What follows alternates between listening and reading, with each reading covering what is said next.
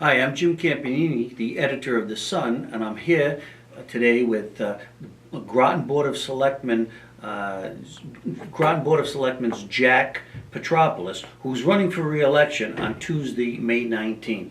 Unfortunately, Mr. Petropoulos could not be with us for our debate the other night in Groton, where we had the two other candidates who were running for the Board of Selectmen. So in fairness, we are giving Mr. Petropoulos a chance to answer a few questions and to make this video to hopefully help you become informed and make a good choice for the election that'll be up on Tuesday. And then Mr. Petropoulos will also give a 2-minute closing statement as to why you should consider voting for him on Tuesday for the the only seat that is available for is it a 2-year term or 3 years? It's a 3-year term. It's a 3-year term, because I know we have the school committee where they have a 1-year and also a 3-year. Okay. Yeah. So it is a 3-year term on the Board of Selectmen in Groton. So Jack, thank you for being here today. Thanks for giving me a chance to come back, given I had to travel. I appreciate the opportunity. Thank you. Yes, yeah. So Mr. Petropoulos could not attend the debate the other night because he was traveling in California. Right. Yep. Yeah, that's he took the red eye. On the way back, yeah. Yeah. Okay. All right. So just calm down, be nice and relax, and we'll start. Jack, very simple opening. This is a nice softball for you. Why are you running for re-election? You know, I think in the first 3 years, I discovered that I had an opportunity to make a few changes, to bring a different perspective to the board and really change a little bit the way it operates and to demonstrate the value and the benefit of that. And so I'd like to try to institutionalize those changes by running for another 3 years. I know we've got opportunities for a number of new selectmen to come on board in the next 3 years, and maybe people will see what's been done here and they might be encouraged to run and sort of, as I say, institutionalize the process that I've brought. The two other candidates in the race the other night kept returning to the same theme that they are running because of the dissension and constant bickering on the board, besides the other issues that they raised. But they kept coming back to that theme, saying that for the last several years the town has been held back because of the dissension on the board instead of the collaborative nature which they claim to both aspire to. Do you think that's a fair assessment, or do you take issue with the way that they see the last couple of years? Well, I think there's been certainly some discord on the board, and there's no doubt about that. Whether the fairness issue would sort of imply that it is my doing that has caused the discord, and if that's the implication, I can certainly say that having brought some change never comes without friction. There's always friction, and I've certainly brought some change. You know, I've brought change in the way we look at things. I've challenged some assumptions. In some cases, after going through the proper steps, asking for a vote and asking for a revote, when I found that we did such things as ignore the will of town meeting, I took the third step, which was to go to town meeting and ask that town meeting consider the issue. The board has not liked that, and they have not liked being challenged, and so it has caused some friction. I would do that again. So I guess I would say that it is fair to say that there has been friction, fair to say that I've been involved in causing it. As for how it's manifested itself in public information requests and investigations against other selectmen, I can't say that I'm responsible for that. Those are behaviors that are really the responsibility and are owned by other people. How important, though, is it to you? I mean, you have been on the minority vote on several votes, and some of them were key votes and stuff. I mean, you also have to value the sense of consensus. Now, how far does that minority vote go to exact change? And what if you don't get the change that you like? Do you then go with the majority or the consensus and say, okay, this is how it is, and move on? Or, as some of the candidates the other night said, that sometimes that minority vote, or the person who's expressed that minority vote, has taken it too far to then create dissension. Now, maybe in your view, that's how movements are made to develop, to develop a new consensus. So this isn't a class in democracy, but I guess it is when you come down to it. So how do you explain that? Yeah, you know, a lot has changed. There have been a lot of changes to the institutional practices over the last 3 years that I have that I've brought about. I mean, there are a number of them, and I laid them out in my statement the other night, and you read them off, I believe. I would say I need examples. If the question is, have my... You're not throwing a wrench into the process. You're trying to develop a better process. That's right. Is that- Yep, and I'm using what I believe are available tools to do it. Certainly, there are some votes where, you know, if you lose, you lose. If you're on the minority, you're on the minority. But in some cases, if you're on the minority and you know that something still needs to change, if there are still available tools to change it, I think it's fair game to do it. And the classic example that the board has used is the personnel board vote, where we have a personnel bylaw that says that we'll have a personnel board. We had a town meeting vote. The board asked town meeting to remove the personnel board. Town meeting said, no, you will keep the personnel board, but the board still removed the personnel board. And so in spite of town meeting vote and an existing bylaw, when I asked the board twice in open session in a regular vote to reinstitute the personnel board, they said no. Now, that meant that I could either be on the team that said no or off the team. And I elected, after speaking with constituents, to use the vehicle that was available to me, which was the citizens petition, to ask the board to explain itself to town meeting. Explain to town meeting why you are not instituting the thing that town meeting told you needed to keep. And the board, when faced with the likelihood of having to face town meeting and explain themselves, reinstitute the personnel board. Now, you can call that throwing a wrench in the system. I would call that a democratic process, respecting a democratic vote, and asking the democratic process to work itself and make the board explain to itself why it ignored the vote of town meeting. I think the board did not like that. I'm pretty sure they didn't like that because they brought up the example over and over again. In my opinion, I was doing the right thing. Do you think the last, this election cycle, that this board has become more transparent in its operations, or could be more transparent going forward in 3 years? How would you rate the transparency on the board and government in general in Groton? I'd say there's more transparency. Because of your, would you say? Yeah, I think I'm involved in that. I think I have a good relationship with the press. I think I make a big effort to get out. Well, not only with the press, but with the public. Yeah, I think I make a big effort to get out and have selectmen's hours, regular selectmen's hours, where the public can contact me. I'm quite open in terms of email and people communicating with me. At the same time, some of the things that have been done, for instance, the filing of public information requests for emails that have come into selectmen, have caused, I believe, a suppression of that communication between the public and its elected body. So I think we're finding our stasis at this point. I do believe that I've had a fair amount to do with increasing transparency. I've pushed for and got, and it took resistance. There was resistance. Pushed for and got quarterly budgetary reporting on where we stand with regard to revenues and expenses. That was just not there before. That is now done to the board in public. And it's only done because I pushed, and believe me, it was resisted. Now, one of the big issues that cropped up and turned into a controversy was whether the town manager should answer emails from certain members of the press. And Mr. Haddad, in one instance, declined to deal with. I guess there was the local blogger or in the town. What were your views on that? Was that justified, or? I don't think it's justified. I think it was a personal issue that Mr. Haddad has with the individual that had attempted the communication. This individual presents an online news source that's widely read in town, and our objective as a board, we have a stated policy objective of increasing transparency and increasing communication to the town, and I believe this widely read online news source is a valuable resource for people in town, and that as a town manager he should be responding. I think clearly the historic issues, the personal issues between Mr. Haddad and this person are getting in the way. And I think that's actually exacerbating the problem. And if communications could become cleaner and just more succinct, then maybe some of these personal issues would go away.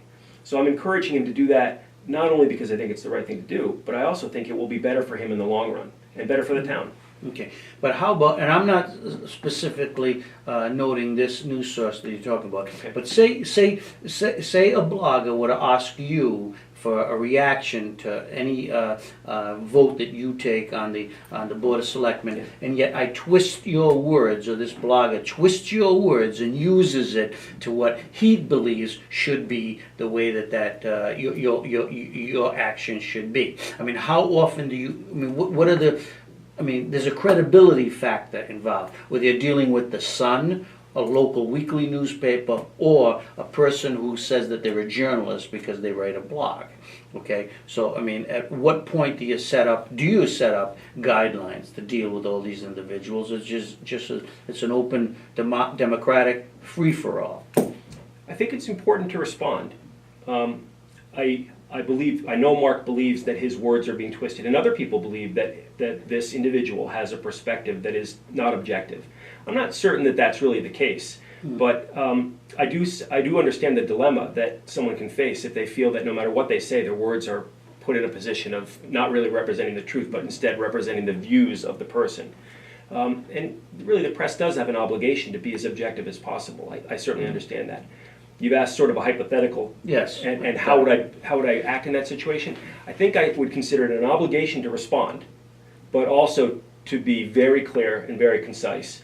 But I really can't tell you how I would respond until actually put in that situation. No, as a member of the media, I believe in the free flow of ideas and expression. I think everybody should be given the forum, and I think that people of authority, especially elected officials or appointed officials, should respond to the public. Whether that's a person just coming in off the street and asking for information, or someone who's a blogger journalist. So that's where I stand. But you're right; it's a two-way street. That person on the other side also has to be understand that there's a credibility factor involved. And when the trust is broken, Right. Right. There are two people there, and each of them responds, and you can ratchet things up and you can ratchet things down. And that's our responsibility in the public, and your responsibility when you're looking to get news out, is to keep things as even as possible, and both parties have a role in that. Good. Okay. The last 3 years you've been on the board, what would you consider your 2 or 3 major achievements townwide? Not only you personally, but as a Board of Selectmen as a whole, or you individually have done to make the quality of life better in Groton? I have to say, I've been. If you're talking about things that we as a town have done, not things that I have done. Things you're a town, but you've had a hand in helping out as a board of, member of the Board of Selectmen. I've been pretty conservative in my spending practices, or in what I approve for spending, but we built a bridge across the Nashua River, Ditches Bridge. We built a bridge that reinstated a historic bridge that has been built and torn down and built and torn down probably 5 times in the course of Groton's history. That bridge today is beautiful. We spent $200,000-300,000 for a piece of recreation that a lot of people would say, why do you need that? Well, you go and stand by that bridge any day and you'll see people coming across it. Go after any snowstorm and you'll see footprints across that bridge. That bridge is a symbolic piece of us looking after our history, of enculturating our appreciation of the outdoors. So I think, and I played a role in that, in saying, listen, this is not a $200,000 expense. We're going to spend $80,000 getting rid of the old bridge anyway because it's a hazard. Think of this as a $140,000 expense on top of a $60,000 obligation in order to get this thing. And in many ways, so that was a good accomplishment in terms of our community bringing it forward, but it's also a way of looking at things that I think I bring. This idea of what is the real cost and benefit here, and taking things apart that way. And I think that leads into the other piece, the piece that I would say I have contributed. I think I brought analysis, not just numbers, not just information, but real analysis to the board, challenging the board, challenging town meeting to think about things. I was not in favor of the hydrants that we've just voted in around Lost Lake. I didn't stomp my feet, but I brought perspective to town meeting that it needed to consider, and that people told me afterwards, I never thought about that, thanks for bringing it up. We voted it through. Town meeting approved it, that's what we're going to do. But I felt it was my role to make sure town meeting thought of things that they might not have thought of by themselves. And I think that's one of my major accomplishments here. Good. Now, finances seem to be pretty good in Groton as far as the budget situation. You guys have a little surplus there, right? You got a good bond rating. Okay, I don't know about the surplus. Is there a surplus? There's a modest surplus. Yes. Well, we wouldn't call it a surplus. We'd say we're taxing underneath the maximum, yes, the levy limit. Yeah. Okay, so you do have a pretty good, but you did get a good bond rating. You have a good bond rating, Okay, yes. so my next question is, which came up in the school committee debate, and also we asked the question to the selectmen candidates. The school committee questioned the collaborative nature, that they think there should be more collaboration. They said every time there's a question for more money in town, it's always put on the schools, but the schools are a part of town. So if we have to go to an override vote, whether it's for the municipal side or the school side, it's going to really benefit everybody. That's the point they were making the other night.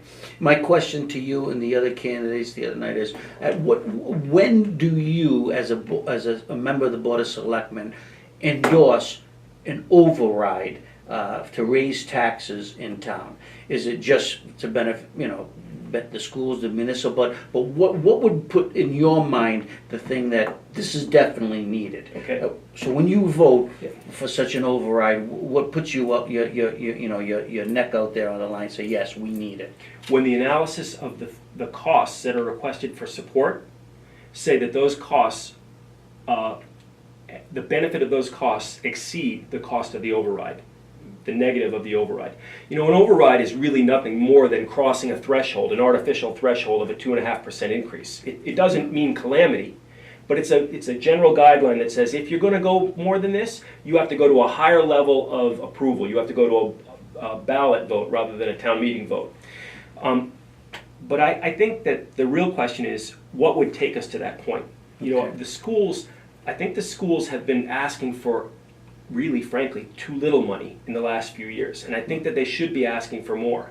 We raise a big pot of money. The schools have asked for less, so the town side has spent more. The growth in the municipal budget has far outpaced the growth in the school budget, and I don't really see a reason why. So I think that the schools really have the room and the capacity to ask for a little more, and the town has the capacity to really should be taking a little bit less. And I think there's great opportunity there, even underneath the current levy limit. With regard to the fact that we're under the levy limit, we make a lot out of that. We're $100,000 under the levy limit, but that levy limit is something like $27 million. Being $100,000 under a $27 million levy limit is about 0.4%. Yeah. It's not a big accomplishment. And in fact, that has been our budgetary practice. We have said, what's the levy limit? Let's maintain a little margin, and let's spend everything else. And I don't think that's the way to go at it. I think you say, what do we need to spend? How does that fit under the levy limit? And if it's under the levy limit, good, because that's what we need to spend. And if it's over the levy limit, let's see if there's an argument to make for an override. Is the benefit of this excess over the levy limit worth going to the town and asking for an override? Has town government, both on the municipal and the school side, made enough savings and efficiencies, do you believe, to really dig down and prioritize where the money should be spent before we should go to an override? I mean, maybe there is money there in some areas that could be redirected. Well, I think there are really two answers to that. One is a line item by line item answer, and one is an historic, looking at the historic trends answer. And I'll start with the last one first. Historically, we've simply spent, as I said, we've basically said, how much can we tax? Let's be sure to come in under that, about $100,000, sometimes more, and let's spend everything else. When that's the case, you're not spending based on need, based on zero-based budgeting. You're spending based on opportunity. If you're spending based on opportunity, there have to be expenses in there you could have cut. So that is sort of looking at our process and saying our process can't have gotten us to the most efficient outcome. When I look at line item by line item, I see that our personnel cost growth is growing very, very quickly. In fact, it's growing substantially more quickly than our revenue. If your revenue is growing at 4% a year, but your personnel costs, which are 80% of your budget, are growing at 6% a year, at some point those lines cross. So that particular line item has to be addressed. So how do you control that? How do you address it? It's either the number of people that you hire, the contribution towards benefits, or some combination of both, or the way you manage the people that you hire. We've recently converted a number of part-time unbenefited positions by adding 1 extra hour to their week's work, turning them into benefited positions, instantly adding the cost of healthcare to that one individual in return for 52 extra hours a year, minus their vacation time, for a net of something like 12 hours a year. We've gotten that additional cost. That is not a good trade-off. We did it because we thought it was fair, but we're not. Well, fair to who? Well, yeah. If we have more time. Fair to the taxpayers? Yeah, we did, and fair is a good reason to do things. But in the way I see it, those are the things that are driving up this cost, and we have to be a lot more stringent about how we handle that. Are taxes too high, too low, or just right in Groton? First of all, on a per resident basis, taxes right now are not excessive compared to surrounding towns, comparable towns. But our growth in taxes, the rate of growth in taxes is far in excess of other towns. I don't know if you've had a chance to look at the budget benchmarking study that Kevin Lindemer and I did, and I'm glad to send it to you. But on line item by line item, especially with regard to personnel, our growth in spending is outpacing both surrounding towns and comparable towns. And by comparable towns, I mean towns with the same size population, same general income per household, and same commercial residential tax mix. So we have a trend that is unsustainable. We've basically proven that through this study. Our objective is to get everybody to agree that we have something that is probably unsustainable, and then go to how do we solve it. But you can't get people to solve a problem until they agree that they might have a problem. And I think we're in that position right now. But I think we're making good progress. And for the first time that anyone can remember, 2 selectmen voted no to the budget. And that's because of this work. You being one of them. And yes, and Mr. Deegan being the other, correct. And 1 FinCom member. So we're making some progress here. Okay. Any economic development came up the other night. Any revenue producing ideas besides taxation? That's the question I brought up the other night. Yeah. So anything that may be economic development or revenue ideas. I had brought up the trash rate. I was incorrect. You already do have, you go to the landfill, Yep. so you already do pay a fee there. Yep. But any ideas you can think that could create a new revenue stream for Groton? Sure. Well, we recently implemented a meals tax. Yeah. And that brought in $100,000, a one-time bump of $100,000, and we'll keep getting that $100,000 every year, and it'll grow if our restaurant inventory grows. And that was a good-sized bump.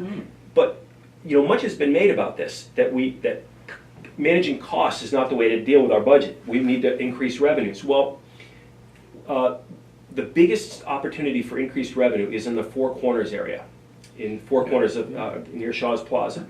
The revenue opportunity there is in the neighborhood of $50,000 a year.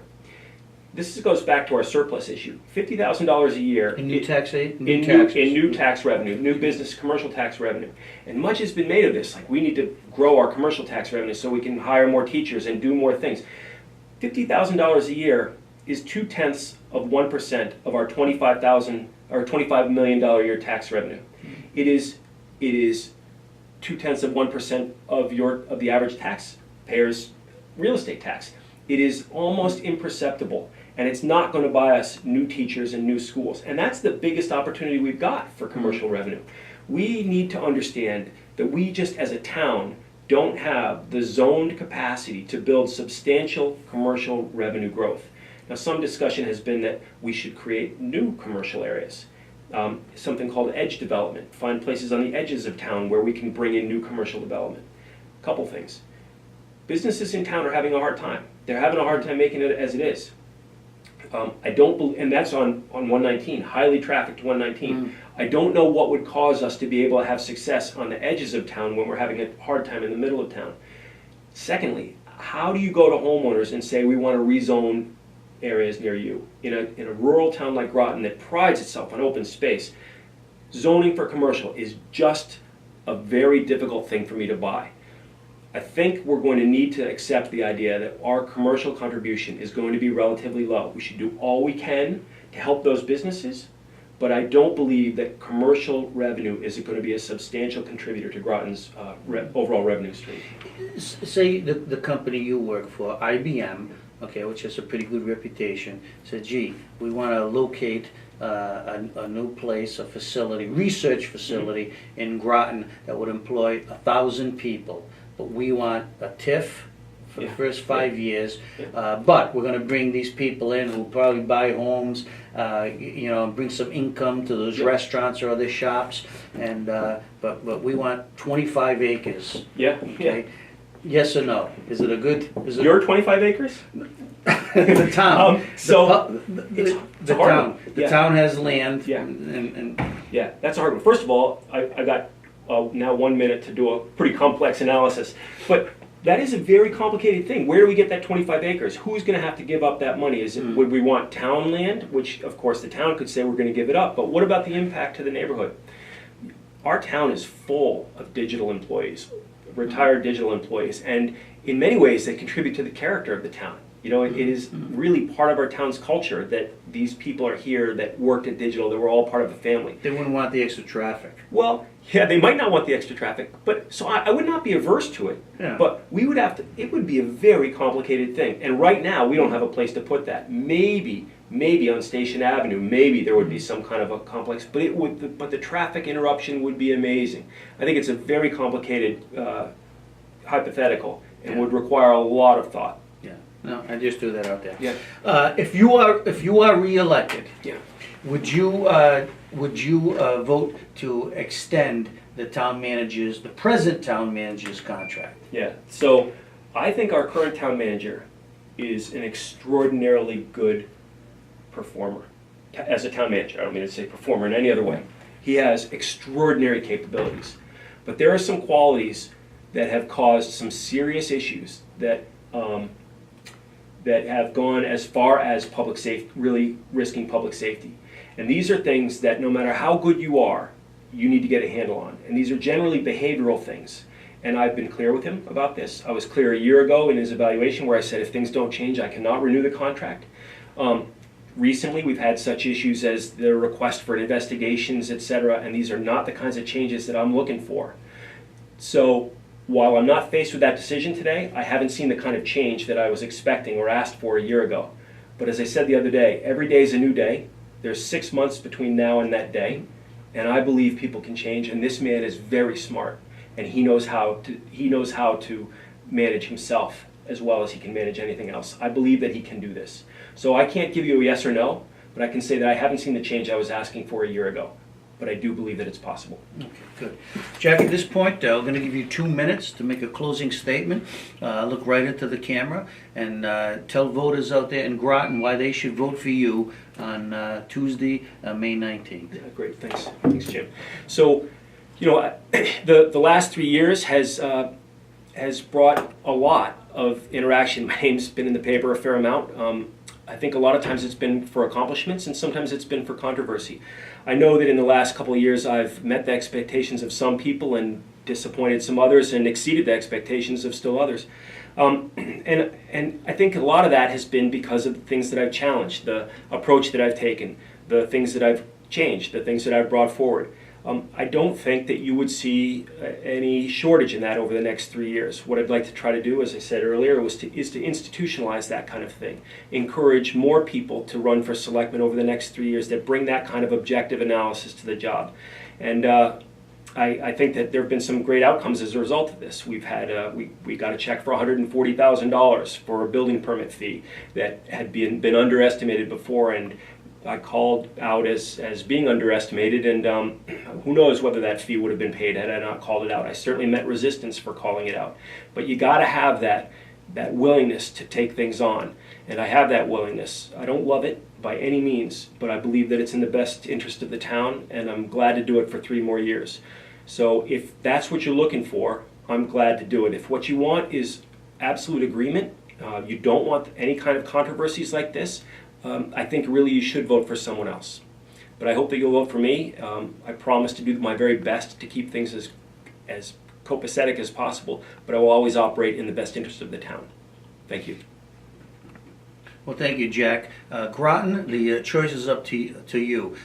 These candidates on both the schools committee and the Board of Selectmen have invested a lot of time and energy in this, and they deserve your consideration on Tuesday, May 19th. So please go out and vote. Thank you very much, Jack. It was a pleasure meeting you. Yeah, thank you, Jim. I Take care. appreciate being able to come in.